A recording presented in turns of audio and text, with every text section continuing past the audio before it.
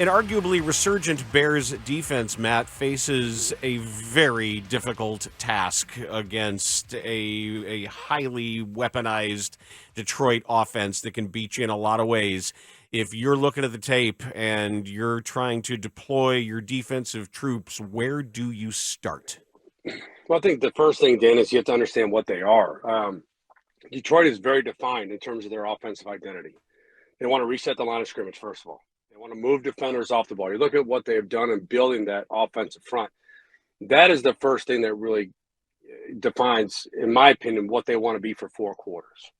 And if they could, I think Detroit would be extremely run-heavy, take their shots off of play action with quarterback Jared Goff. But it starts there because they can reset the line of scrimmage. They can move defenders. They have 2 running backs, obviously, in David Montgomery and Gibbs, who will play downhill and also test you on the perimeter. But also, to your point, Dan, Jared Goff is playing some of his best football of his career. I think oftentimes we forget that Jared Goff was the #1 overall pick in the NFL draft. Right? And there was different narratives built around Goff when he got traded from Los Angeles, and if Detroit was going to replace him and draft a young quarterback. Right now, no one is replacing Jared Goff in Detroit because of how much he has developed, in my opinion, in terms of what he does inside the pocket. In the past, I think there's times he would struggle, and I use the term reset his throwing window.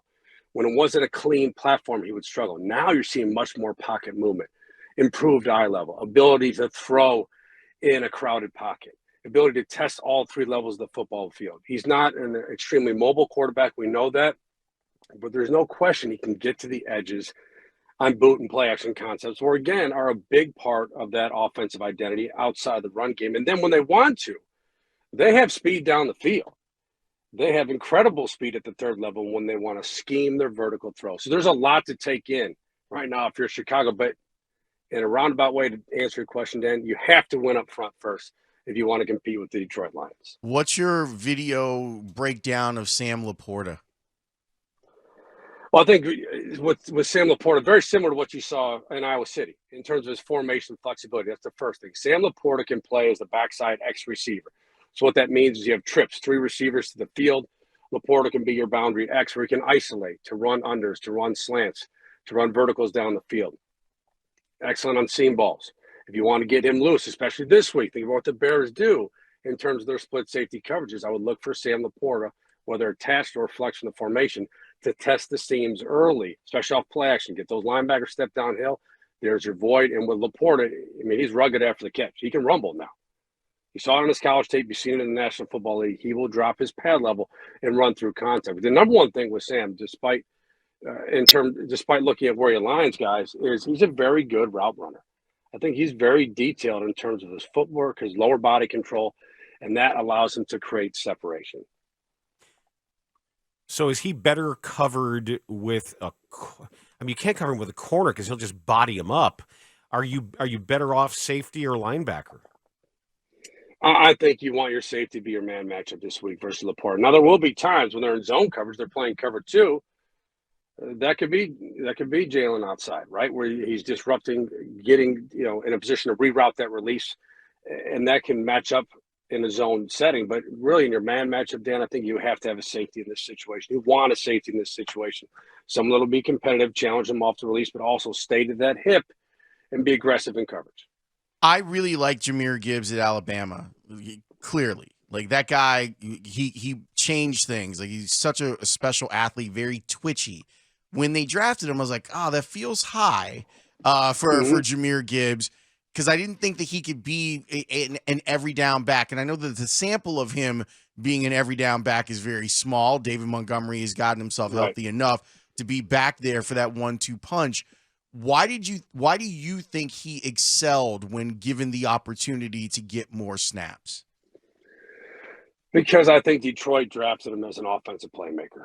That's how I would define that draft pick, is they wanted someone that could impact both the run and the pass game, but ultimately someone that can make or create explosive plays for them. And we've talked about that all year, how this league is really about creating and defending explosive plays now. And I think they wanted that at the running back position. They have that at the wide receiver position. And I think that's why they went out and got Gibbs. I'm with you, Lawrence. If you look at his Bama tape, super impressive in terms of his perimeter speed, his open field ability, his ball carrier vision, his receiving skill set. He's a 3-down player at that position. And I think that's why they draft him. Someone that can generate explosive plays from them, whether running the football, releasing into the route tree, or even flexing outside the formation as a slot receiver. He can do all that for you. And look what they have. They have two running backs with kind of different styles, right? And that helps you a lot in terms of game situation and what you want to be in that certain game situation, where you can run downhill with David Montgomery. You can get to the edge with Gibbs. You can also use Gibbs to create mismatches in the pass game. I asked Jared Payton about this. I want to ask you from a defender's perspective. I'm trying to make sense of an offensive coordinator's ability within a zone run package to take advantage of an individual mismatch, especially an offensive line mismatch. If you know you've got a guy who's going to win consistently, yet your scheme allows the running back the autonomy to pick the cutback lane.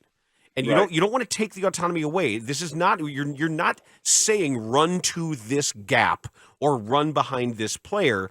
How do you marry the two and say, I know you have a choice, but understand we think we have a mismatch here? Well, I would say this. I think the first thing is with every zone scheme, whether inside or outside zone, you're going to have a combo block, right? You're going to have a combo block at certain points of attack on that offensive front. And I would say to the running back to attack the combo and then be creative afterwards. That's how I would teach it. You have a set line you're going to, usually an outside zone. It's the inside leg of the tackle. That's where you want your running back to take his first steps. An inside zone, obviously, is reduced, different alignment, different aiming point. But aim to that outside leg of the tackle, play off the combo block, and then be you, right? Be you. Be creative in that sense is where you can bounce it, you can cut back, or you can just play straight downhill, especially behind that combo. Because that's what I'm thinking about what the Bears could have done the way that Jenkins and Wright had been going on the right side. So now Davis is out and Jenkins moves back. And I don't know how that's going to affect some of those decisions, whether it's short side of the field, open side of the field, where they're going to be running. Right. No, I agree with you on that. And look, I understand why you made the move. You have a veteran player who's playing the right side for a long time, and Nate Davis, and I understand that. But I'm with you, Dan. I thought what they had with Jenkins and Wright together was pretty powerful in terms of the natural displacement they were creating at the point of attack and moving defenders off the football. And that allows your running back now to press his foot in the ground and get vertically up the field. That's what you want. And I think people have to understand about the run game in the NFL. 4 and 5 yards is very good. Mm-hmm. You can win with that. 15 yards is an explosive play run in the NFL. You don't get those a lot. So when you do get something like that's an explosive play. But you can live with 4 and 5. Well, like you're talking about, Dan, whether it's zone or even gap schemes, you can live with 4 and 5, and you can create an offensive attack off of 4 and 5. It'll be interesting to see how it plays out, to your point, Dan, with Jenkins going back to the left side and what they decide to be in terms of their run game. Are they more right side heavy or more left side heavy? Because that always plays a factor, too, with your personnel up front.